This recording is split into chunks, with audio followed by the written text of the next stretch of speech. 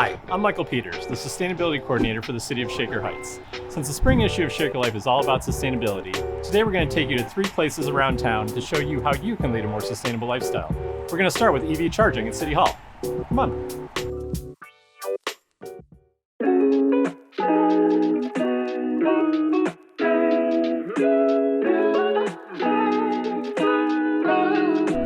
We're here at City Hall, one of 4 places in the city where you can charge your electric vehicle.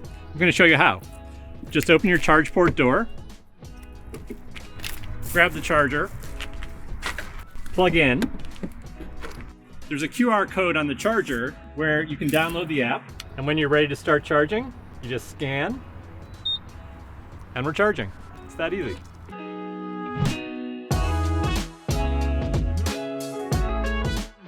This is the city's first electric vehicle. It's for the recreation department. We get a lot of questions about why the city would get an EV, and it's for many of the same reasons that a lot of our residents have gotten EVs. First of all, they're far more efficient. It only costs about 1/3 per mile as a gasoline car does, and we're saving about 2/3 on maintenance. There's no spark plugs and very little other things to do with the car besides rotate the tires. This car is a Chevy Bolt, has a 259-mile range, and it's powered by 100% renewable electricity. Just like all city operations, we buy all of our power from wind and solar renewable sources. Did you know that you can generate the same renewable electricity that just charged this car at home on your own roof? Let's go to my friend Chris's house and see his solar panels.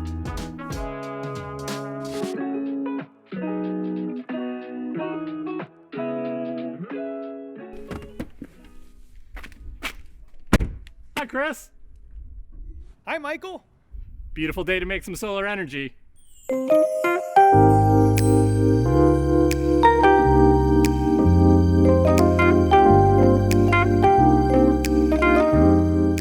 We're here in the Onaway neighborhood with my friend Chris to demystify the process of putting solar on your roof. So for those just starting their journey into looking into solar energy, can you just give us the basic explanation? What is it? Sure. So the basic concept is that you have solar panels that are connected to an inverter, and that inverter is connected to the electric line.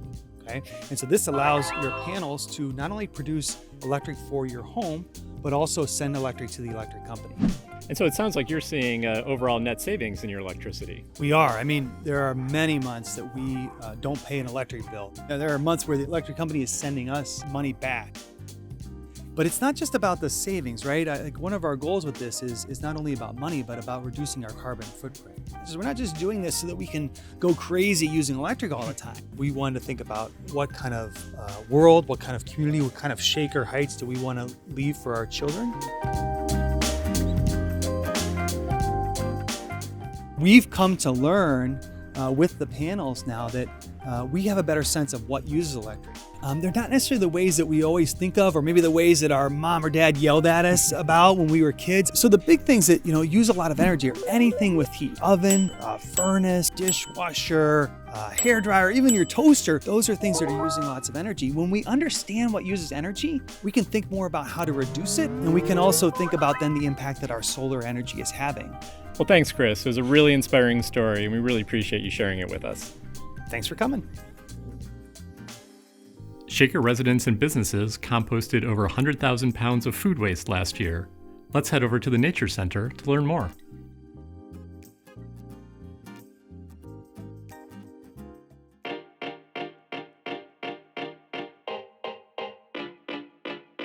I'm here with Zoe, Director of Residential Experience from Rust Belt Riders, and today we're going to talk about composting.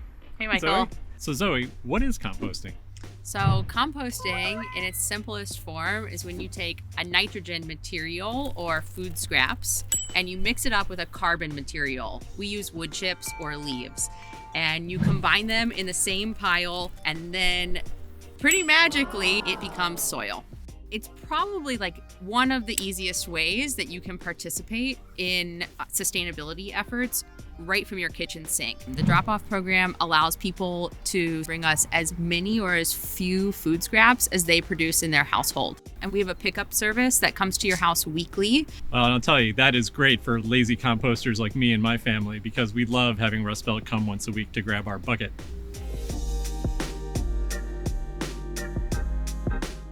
food scraps? I mean, can I put bones and all kinds of stuff in there, or is it only certain things? Yeah, so dried goods, raw foods, cooked foods, meat, bones, dairy, anything that has gone bad in your pantry, all goes in these bins. I found on average that people produce about 10 pounds of food waste per week. So, you could be diverting from the landfill anywhere between 450 to 550 pounds of food scraps per year.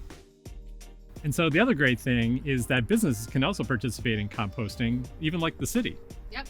And in fact, the city of Shaker Heights does participate. The city hall, both fire stations, and what's the fourth one? The police and courts building. The police and courts building. They all compost with Rust Belt Riders, as well as about 550 individuals. Thanks so much for joining us today, Zoe. For anyone who still hasn't signed up, how can they participate? For anybody that's interested in signing up, you can go to our website, rustbeltriders.com. But if you happen to find yourself at the Shaker Lakes Nature Center on a whim, you can check out this sign where there's a QR code that you can scan. It'll take you right to the website to sign up for our services. Thanks for having me. Yeah, absolutely. It's great to see you.